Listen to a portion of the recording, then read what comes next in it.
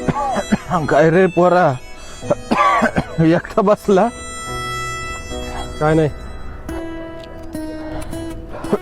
कसली चिंता करतो एवढी? होईल सगळं नीट. तुझं सगळं चांगलं आहे रे बाबा, कसलं टेन्शन नाही, काय नाही. गणू भारी दिसतोय आज.